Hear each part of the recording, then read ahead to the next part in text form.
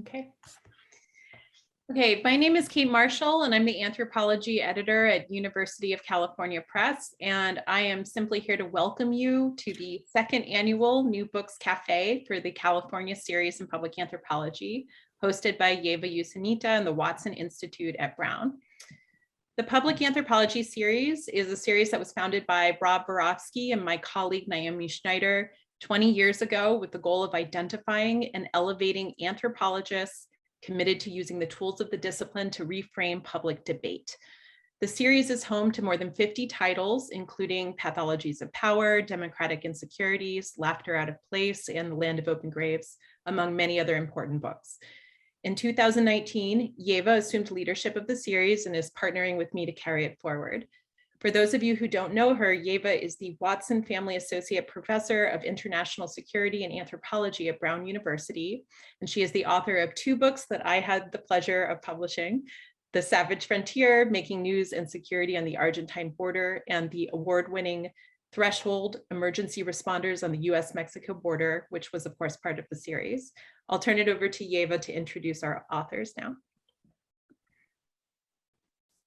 Thank you, Kate, and good afternoon, everyone. If you are joining us from the United States, good morning. For those of you watching the live stream in Australia, whether on Zoom or on our YouTube channel. And thank you to Ellen White from the Watson Institute for International and Public Affairs for setting this event up online. It is my true pleasure to also welcome you to this now annual and second New Books in Public Anthropology Virtual Café, an event which we will be hosting each year to mark the publication of scholarship that addresses issues of broad societal interest and urgency. Today, we will hear from the authors of 3 books that were published by the California Series in Public Anthropology in 2021. Each author will have about 10 minutes to read from the books or talk about the books. And after the presentations, we will have a short discussion about what it means to do public anthropology and to write about social issues they are studying in a way that allows them to stay true to the spirit of public scholarship. Okay, so here is the lineup of our speakers today. First, Mara Buchbinder is a professor and vice chair of the Department of Social Medicine and adjunct associate professor of anthropology at the University of North Carolina at Chapel Hill. She is the author of Scripting Death, Stories of Assisted Dying in America. Our next author is Andrea Flores, who is a cultural anthropologist and assistant professor of education at Brown University, my colleague here. She has served in advisory capacities for college access and college retention programs in Nashville, Tennessee, where she has conducted research since 2010. Andrea is the author of The Succeeders, How Immigrant Youth Are Transforming What It Means to Belong in America, which came out just last month and is the newest release in the series. And our third speaker you will hear from today is Aaron Jackson. He is currently a lecturer in anthropology at Victoria University in Australia, and he's joining us from Melbourne, where it is already 8 a.m. on Tuesday morning. Aaron is the author of Worlds of Care, the emotional lives of fathers caring for children with disabilities. You can purchase all of these books today, and there is a promo code that I will right now copy in the chat. So if you go directly to the publisher's website, you can order your copies of these fabulous books. Okay. So now, without further ado, I cede the floor to the authors, starting with Mara. Thank you so much, Ieva, and thanks to you and Kate both for all of your editorial support with the publishing of these books and also for organizing this event. It's a really fun opportunity. So my book is about the aftermath of the legalization of medical aid in dying in Vermont. And medical aid in dying is also known as assisted suicide, and it permits physicians to write a lethal dose of a prescription to a terminally ill patient for the purpose of ending the patient's life. So Vermont passed its Patient Choice and Controlled End of Life Act in 2013. It was the 4th state in the US to legalize the practice, and there are now up to 11. So this is an issue that has really captivated the public's attention over the past couple of decades, but there have been sort of critical gaps between the advocacy narrative surrounding this movement and how medical aid in dying is actually experienced on the ground. And so one of my primary goals in writing this book has been to foreground some of these lesser known narratives. So I've selected 2 excerpts from the book to share with you today. The first is a portion of my introduction in which I address death through the lens of storytelling. And then I'm going to share a very brief excerpt from a story about one of these deaths. Okay. So this section is called The Power of Story. During the course of my research, I heard hundreds of stories about death. Sudden, unexpected deaths and long, protracted ones, heartbreaking, traumatic deaths and more anticipated ordinary ones, deaths at home and deaths in hospital, deaths of close kin and deaths of beloved pets. Many people told me stories of surreptitious assisted deaths undertaken before medical aid in dying was legal. One state legislator recounted how a young aunt had died of cancer in the 1970s.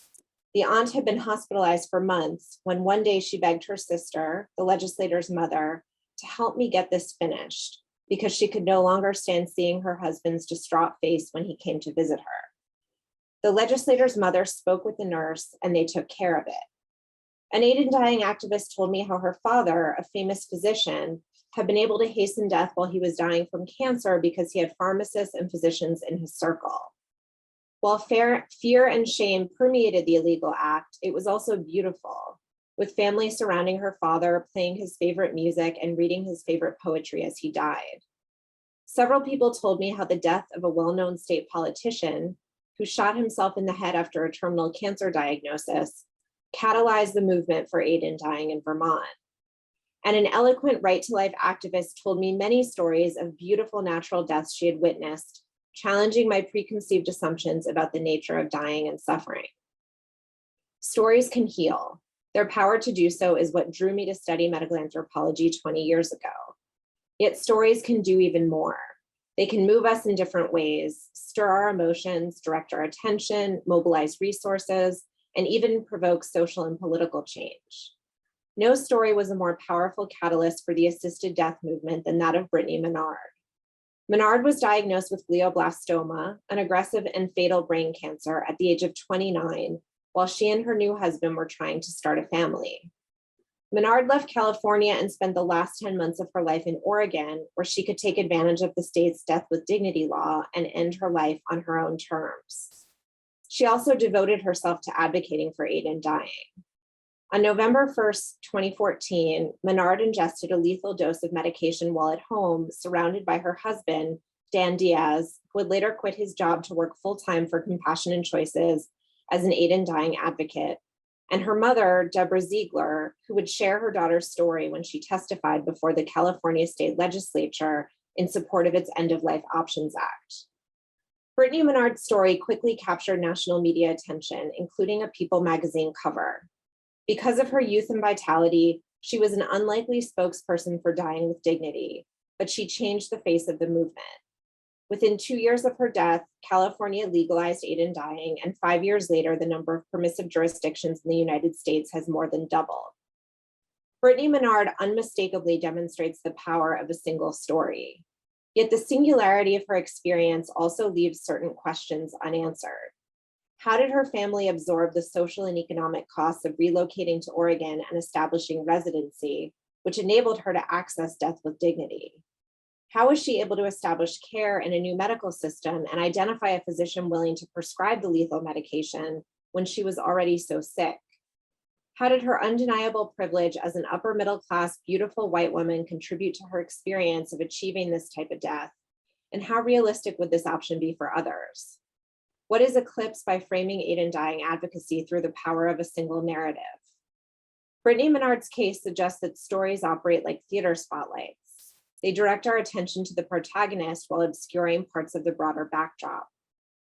In this book, I highlight many stories, but I also situate them within their broader cultural, political, and socioeconomic contexts to show the larger patterns that individual stories cannot.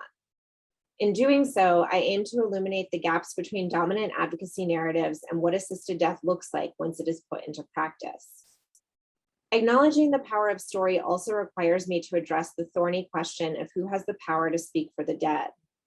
Some people I approached for my research were reluctant to give an account of a particular person's death because they did not feel authorized to be a spokesperson for the deceased.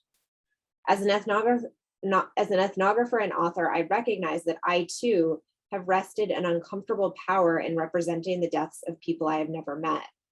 Several people I interviewed told me they had been unhappy with journalists' accounts of their loved ones' deaths, putting additional pressure on me to both defend my ethnographic approach and do justice to their stories.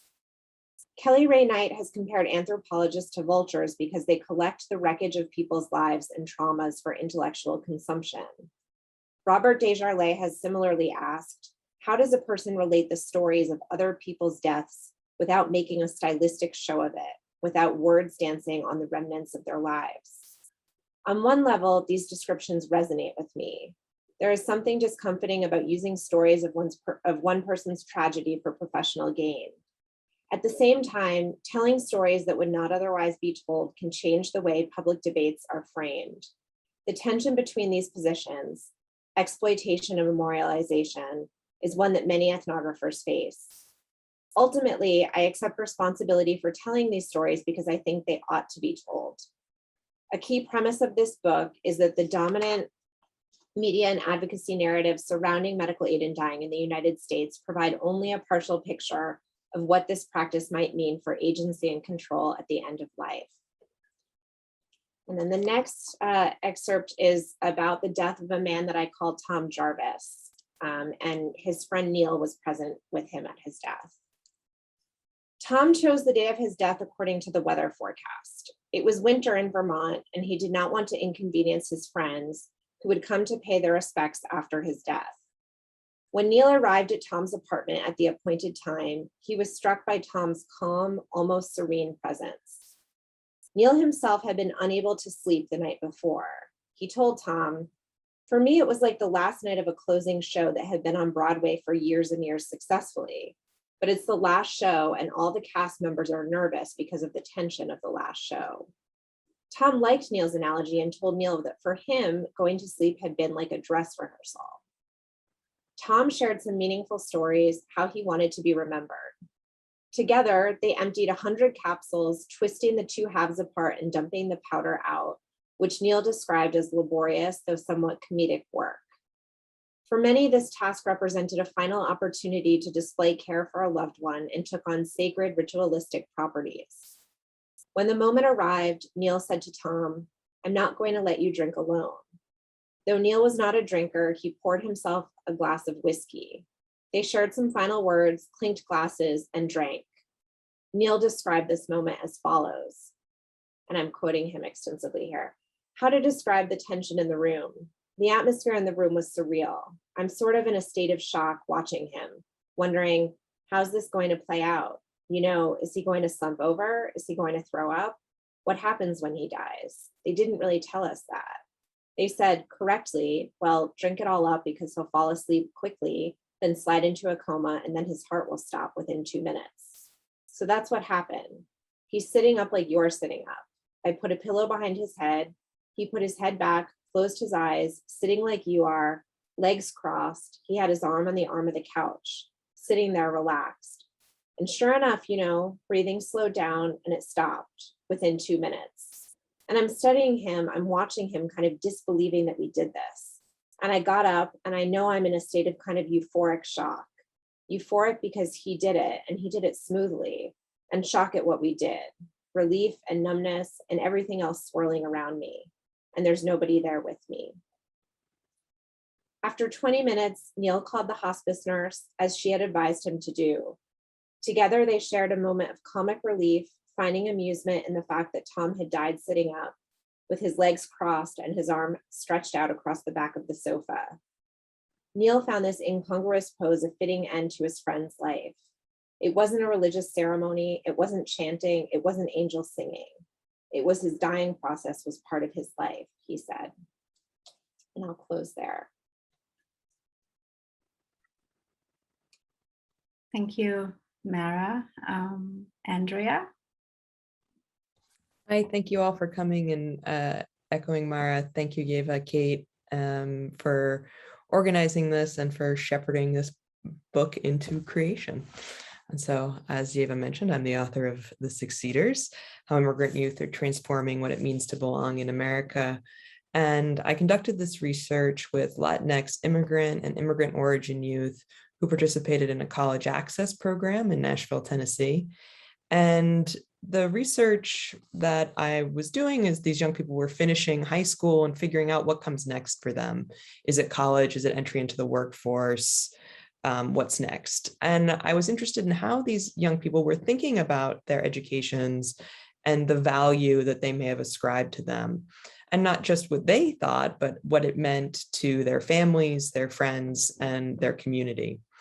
And what I found was that youth were hoping to leverage academic success towards the social acceptance of them and their loved ones as valuable members of the nation. And so with that, I will read from the introduction.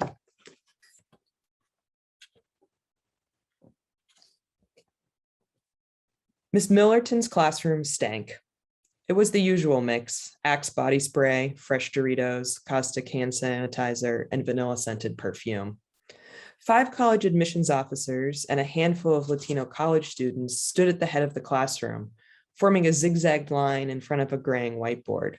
They had come to talk about their universities to a packed house of Latino high school students. The high schoolers were part of Succeeders, a nonprofit college access program for Latino youth in Nashville, Tennessee. The students in the program, whom I call the Succeeders, were mostly from low-income Mexican and Central American families. A majority of the students were undocumented immigrants. Another sizable chunk came from mixed status families whose members had a combination of undocumented, documented, and citizen status. The Succeeders were also poised to become the first in their families to graduate from high school and potentially attend college. Their educational aspirations were rooted in hopeful American dreams and harsh xenophobic realities. One by one, the collegians, mostly Succeeders alumni, introduced themselves and described their sometimes circuitous paths to college. As the Succeeders and I politely suppressed late afternoon yawns, Mateo began to speak.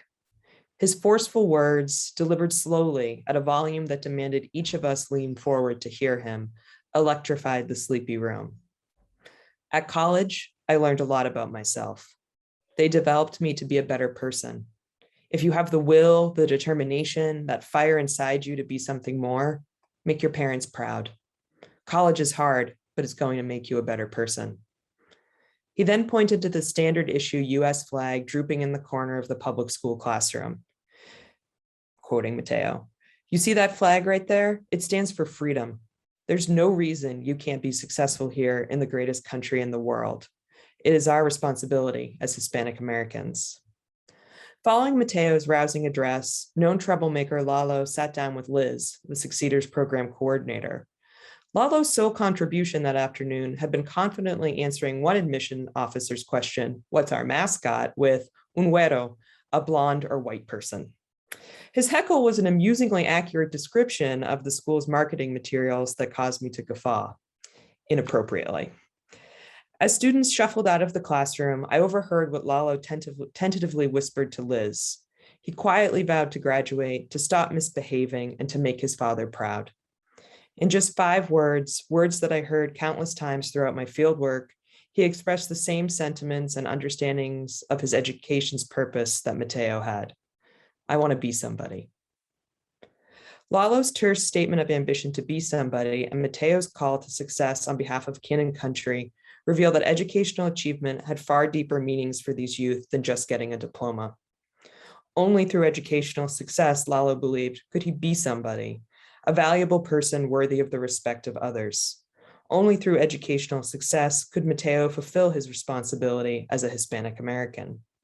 Only through educational success could they both make their parents proud. Over the course of my fieldwork, I would come to understand the ultimate stakes of academic achievement for the succeeders and their families, belonging in the United States of America.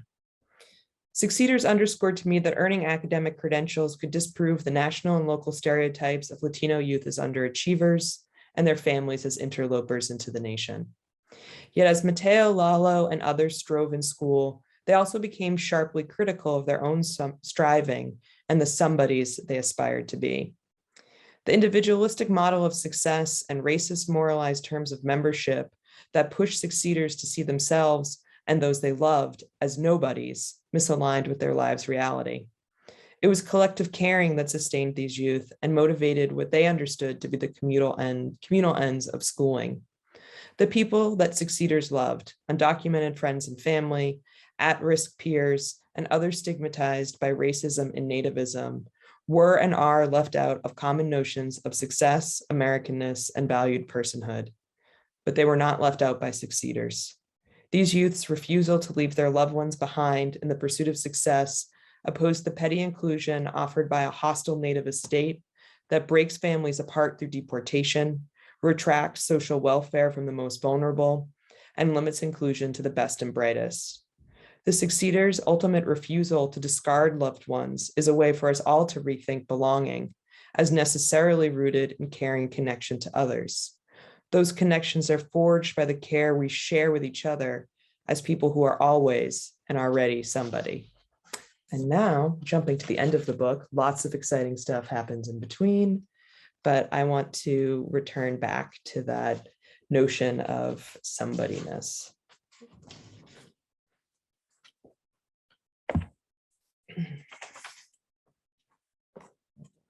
I put the paper in the wrong place.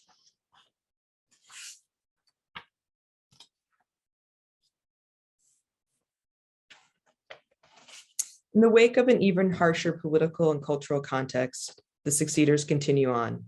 They have graduation parties and weddings. They celebrate being employee of the month at the used car dealership. They send their own children to better schools with hopes and dreams they dared not wish for themselves. They protest. They don't protest. Whether or not they are going to school or struggling to get by, each succeeder is building their own kind of success through the unfolding project of their young lives and those lives' connections to others. While I have them, I do not offer any specific policy prescriptions here, not for immigration reform, not for education. Policy is one way politics are done, but is not the only way. All of our actions are critical in creating the world we want to see. We do not need to wait for our politicians and policymakers to catch up with us. As the succeeders demonstrate, we have the power to change our world by changing each other's lives. A kinder and united society is ultimately what stands to be lost if US inclusion in policy and practice is not predicated on caring relatedness with others. These are the hard-won lessons that the succeeders have learned and now have taught. Thank you. Thank you, Andrea. Aaron? I'll echo the others. Firstly, I really want to thank Ieva and Kate and everybody else at UC Press for being so supportive and making my first time publishing so enjoyable. I'm delighted that my book is part of the series, and I really mean it when I say that it's a real privilege for me to be in such great company today with you all. So thanks for inviting me. I've selected a couple of sections to read from Worlds of Care. I'll just provide some context first. The book tells a story about parents, particularly fathers, and how they go about making sense of their lives in the context of intensive caregiving. Okay, so specifically caring for children with severe cognitive and developmental disabilities. And there's a strong autoethnographic component to the work as a caregiver myself. So the first section I've chosen to read speaks to this living life with a difference. I've just arrived at Paul's house. He's one of a number of caregivers that I got to know during my field research in the States. I've introduced myself to his daughter, Pearl, who is 22. She's nonverbal and has a rare genetic disorder associated with profound multiple disabilities. And so I'm lying awake in bed that night in a spare room in their house, and I'm listening to Pearl fuss and Paul attend to her. This is from the introduction. So instead of going back to sleep, I sat in Paul's kitchen in the dark and gazed out the window at the dark foliage fringing the back of the house. Forlorn trees with heavy somber branches swayed gracefully in the wind, ghostly figures in the light of the half moon. Disability has become a fact of life and routine for Paul. But far from being something he takes for granted, the everyday seems like something of an achievement, unfolding against a background of uncertainty and in relation to demands that clash with the imperatives of control and autonomy. Sitting there in the pre-dawn silence, I recalled a story he told me not too long ago. It was about his visit with the school district superintendent right after the discovery that Pearl had been sexually assaulted. That had been 6 years ago. Paul had found evidence clearly suggesting that she'd been sexually abused sometime during school hours. A criminal investigation was launched, but it failed to find the person responsible. The incident powered a profound despair that still gripped him and posed a direct threat to his trust in others. In trying to win the sympathy of those in attendance at the school meeting to discuss the incident and devote thoughtful consideration of his situation with Pearl, I believe Paul was trying to convey something about the uncertainties of their everyday life together and its precarious achievement. That is to say, while their life is beset by health crises and frightening seizures, they find some measure of control and security over the impersonal forces that lie beyond us through successful interactions of trust with others, an ongoing achievement that violence and prejudice can destroy at any moment. He was sitting in the school district superintendent's office, along with the assistant superintendent for student services, the director of special education, and Pearl's mother.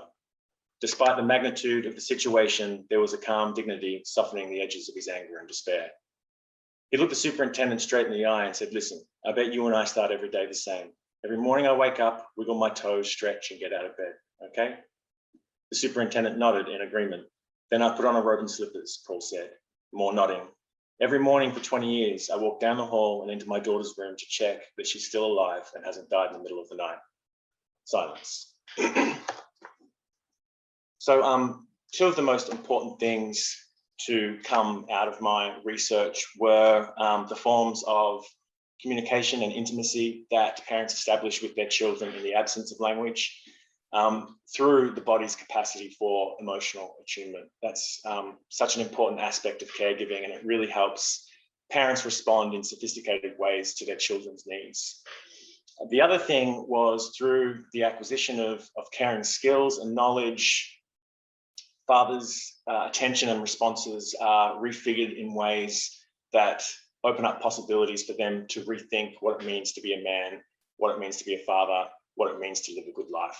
And this often involved pushing back against prevailing gender stereotypes of masculinity that perpetuate social inequalities, discarding those values and norms that are no longer livable under these circumstances of intensive caregiving.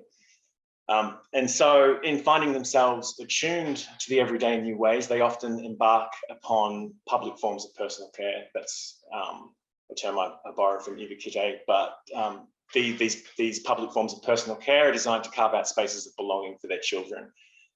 Sometimes this is carried out at the level of law and policy, but sometimes these forms of care are just stitched in to the thick of everyday life. And so this is the focus of the next section that I've chosen to read. So for Paul, the scene that I opened with, it's connected to a variety of much smaller moments that he says have threatened Pearl with erasure. And so he says, Paul loves swimming, Pearl loves swimming. That's something we know she really loves. There was a school swimming day and the regular PT, that's the physical therapist, was absent. They, the teachers, found out a little late. And so they still changed Pearl into her bathing suit and had her sit by the pool, not go in. And at the end of the hour, changed her back into her clothes and put her back in the classroom. I said, okay, and did someone explain to Pearl why she had to watch everyone else do exactly what she loves and wasn't allowed? Did anyone ever think that maybe that wouldn't be so nice to her? Could you have called me so I could have come down to the pool and gone in with her myself? Could you have kept her in the classroom? Could you have done anything else? Did anyone look at it from her point of view? No. Empathy, thinking of things from other people's points of view. It's a big deal. My mind wanders. I recall an event a couple of years ago when Dakota was 2. I took him with me to the post office in town. As we waited in a long, crowded line, he clamped his hands down over his ears and broke into a lengthy soprano scream.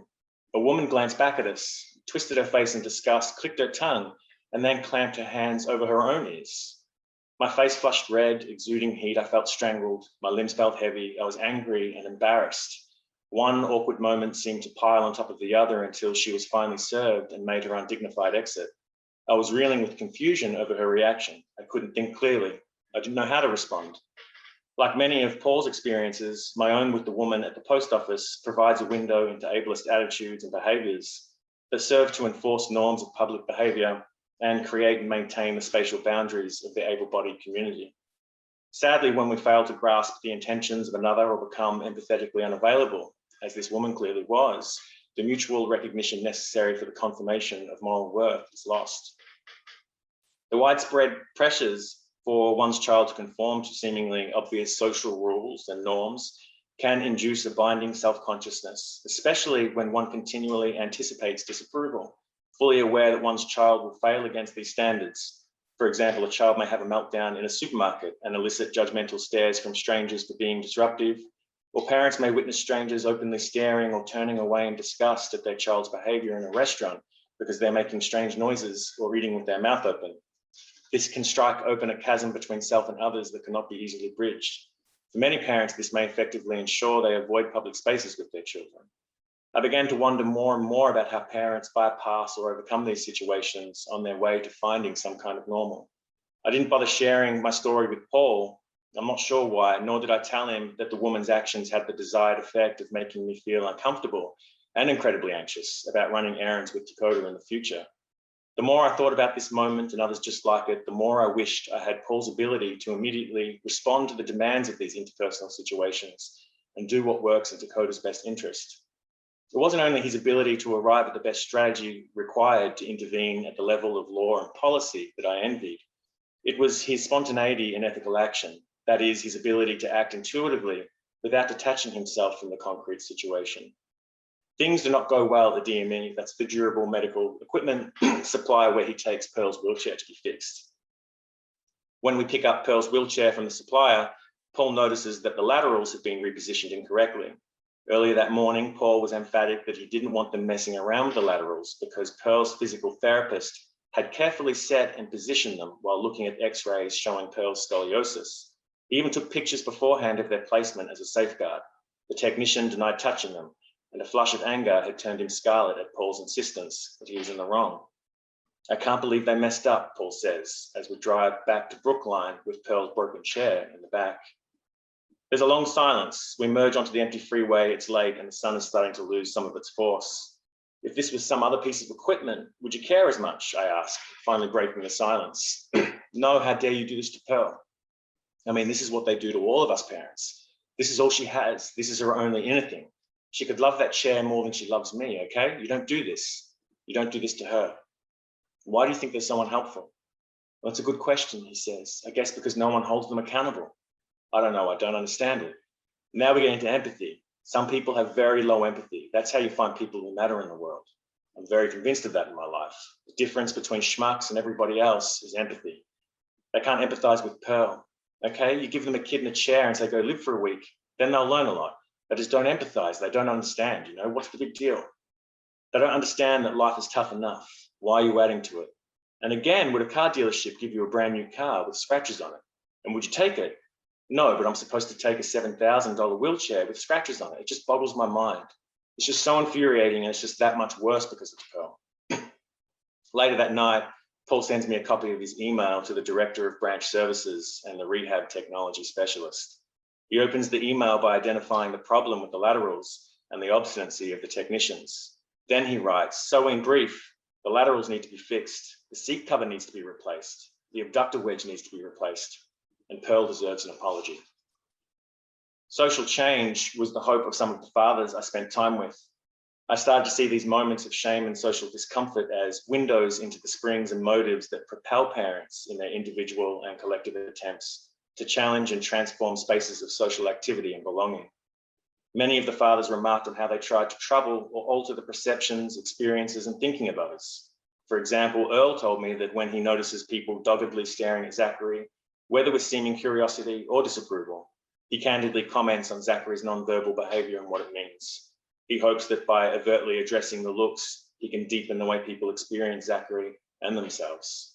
People often respond favorably, he said, dropping their guard and entering into a conversation with them.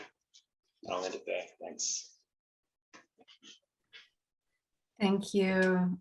Thank you, Aaron. Thank you, everyone, for sharing these parts of your book, giving us glimpses into your really beautiful books. So all of these books appeared in the series, which has a long history and an ongoing commitment to publishing ethnographies that strive to redefine public debates on issues that matter to society at large. A series that publish books by anthropologists who are engaged intellectuals, as you are, and who care about what you are writing in ways that exceed making scholarly arguments, as important as those are, but to trying to open up dialogue with various communities and publics. So I would like to ask each of you to maybe say a little more about what it means for you to do public anthropology, to approach what you've been studying, whether it is educational success or aid in dying or parenting and caregiving. What it means to approach these issues through public facing scholarship that is woven through from these threads of very intense and very intimate episodes of lived experience. What does it mean for you to be engaged intellectuals, and why do you do it despite the challenges that this form of scholarship that is directed both at academic and at broader audiences, that this dual commitment presents? Whoever wants to go first. I can jump in if that's all right. So I wanted to write something from the outset that people outside of academia could read, families and loved ones of those caring for the population that I write about. Now, the book grew out of my PhD dissertation. So obviously in revising the text, it was important to cull a lot of the theoretical scaffolding that's necessary for a dissertation and be clearer with some of the subject matter that maybe a lot of your colleagues take for granted and that you even maybe take for granted yourself. I think that helped me kind of understand some of the subject matter better, if that makes sense, by doing that. And so, I'm really happy that my book is a part of the series, because I feel like when your work is empirically grounded in the, people's lives and is about understanding such important subject matter, whether it be forms of repression and violence or whatever, you kind of owe it to your participants for it to be accessible. So for me, and I say this in the introduction to the book, but the book I see it as a public form of personal care. It's an effort on my end to socialize the world, to meet children like Pearl and my son. And so for me, this is just one of many projects that I hope to be involved with throughout my life that take up this task. And so in my case, I'd say my role as a public anthropologist is quite central to my sense of self.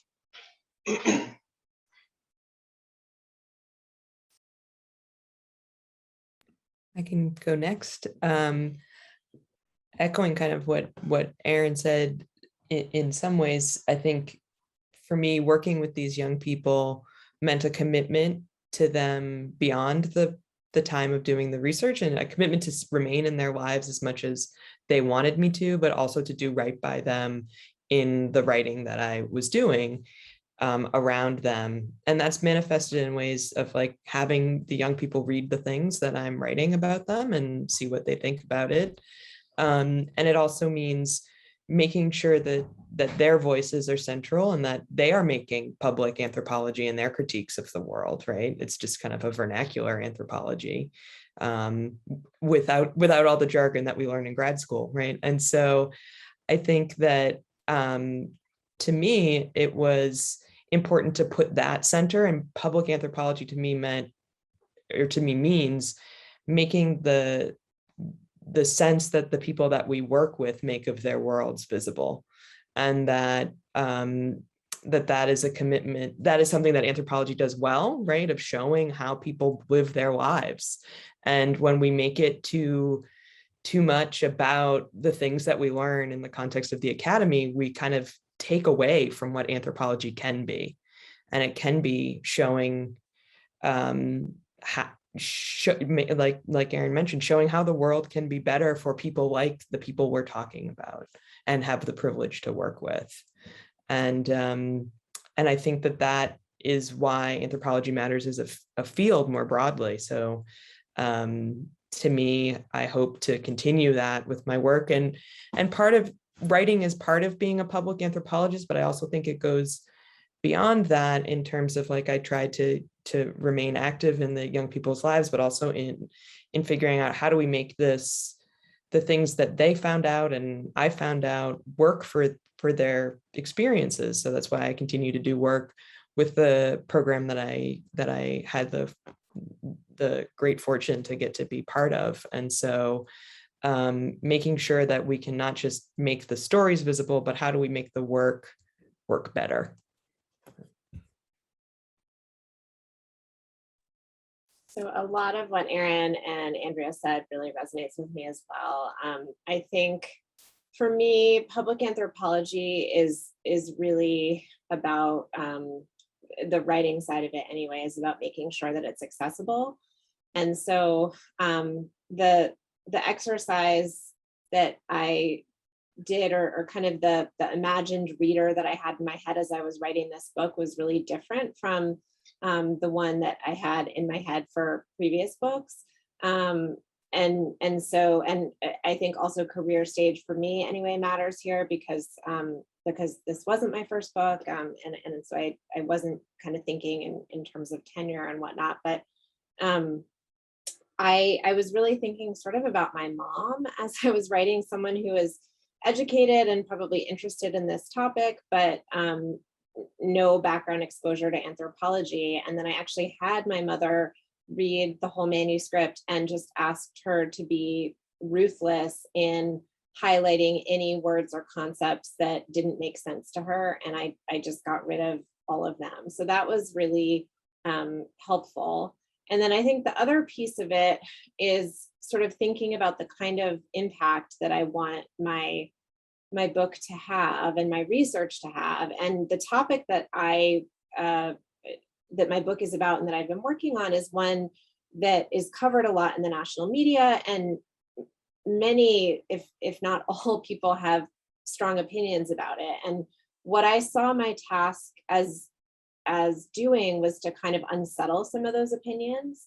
And I wanted to reframe some of the existing debates and conversations and kind of raise new questions. So I wanted people to be a little bit ambivalent and unsettled, where once they thought they knew how they felt about medical aid in dying. And I wanted to reveal some of the nuances and complexities that I think can often be erased from the public conversations. So for me, this was really about the anthropology side of public anthropology, because I think this is sort of showing how an anthropological perspective can really add something quite different to ongoing public conversations, and really speaks to the value of public anthropology. Yeah, thank you. Thank you for these insights. I'm sure they are very helpful to future authors who are aspiring to publish in public anthropology. So another question, maybe we have a little bit more time, I would like to hear from you about, is that all of these three wonderful books that I just want to show, all of them were written and went into production before the COVID-19 pandemic. but the issues that each of you write about, approach in your books, education and immigration and belonging, assisted aid in dying, medical aid in dying, or as well as parenting, definitely, and caregiving, they have all been deeply affected by the pandemic and also by societal responses to it. So lockdowns and at-home schooling and so on and so forth. All of these issues have been thrown into sharper relief, perhaps. And I was wondering, as you look back at the research you've done for these books, how have these recent events maybe challenged you to rethink what you have learned, what you have observed? Or perhaps it is the other way around, what in your past work helped you be better prepared for what we've all been living through for the past year and a half, maybe informed your understanding so that it wasn't so shocking as it has been to many of us. If you have any comments on that. I can jump in. I actually have a coda in my book that's about the pandemic. I was sort of finishing up final revisions in spring 2020 as COVID was beginning. And I remember having some conversations with people around me about whether this would be a good idea or not to add a few words about COVID, because, you know, some folks thought that it was going to be over really quickly, and that was going to then date my book in funny ways to have this afterword about COVID. I now am very glad that I did it, because it has, proven that it was not as ephemeral as we might have thought at the time. And I think for me, it was just impossible to write about death without acknowledging what was happening at the time in, March, April 2020. And so I think for me, what COVID really brought out is sort of a theme that was always there in my research, which is that medical aid in dying is a really incredibly privileged type of death that very few people will ever experience, very few people will ever want to experience. But even then, maybe if they do want it, they might not have access to it for various reasons. And then, of course, the point that we don't all get to plan what kind of death we have, because death can be sudden and traumatic and all that. And so I think that seeing these horrible deaths that were unfolding at the beginning of COVID really brought into relief just how privileged it is to choose assisted death.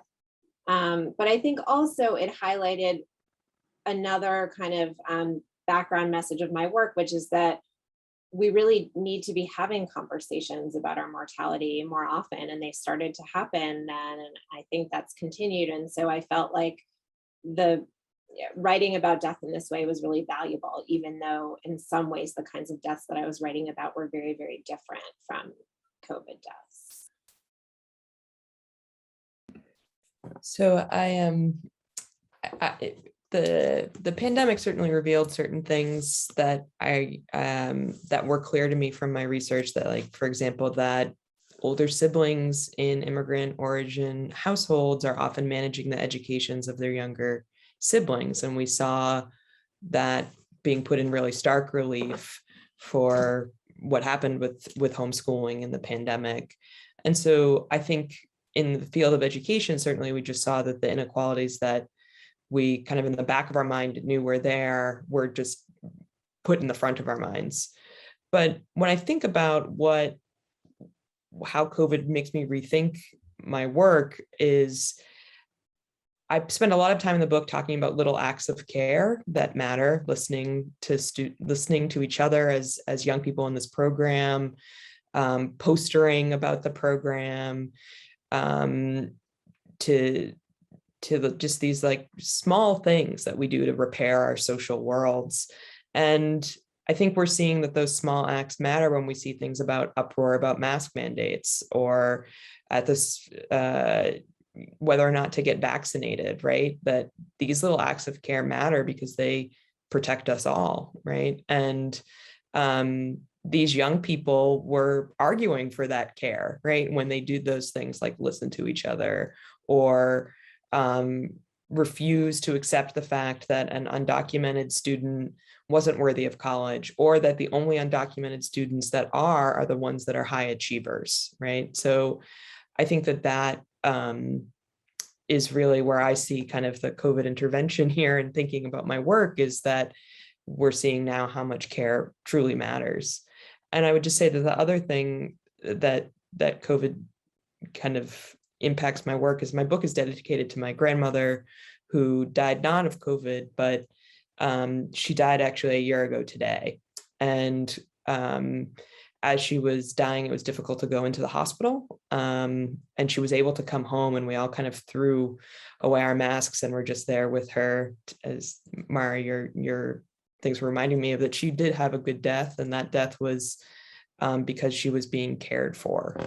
And I think that gave a lot of comfort as I think about this, what I think is the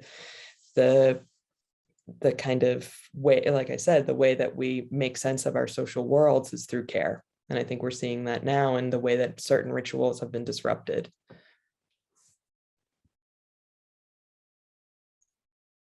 So, we're coming out of a really extended lockdown here in Melbourne. It's not actually something I've thought about a great deal, but two things that do come to mind are that, I think with being in lockdown with COVID, has it been productive for parents in connecting to online communities and sharing their stories with others, so continuing on with these, public forms of personal care online, which a lot of them are already doing.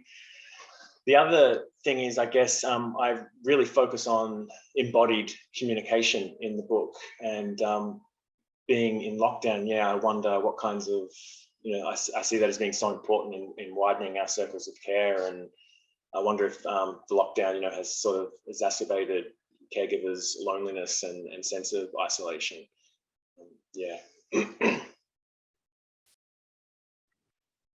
Yeah, thank you. Thank you all so much.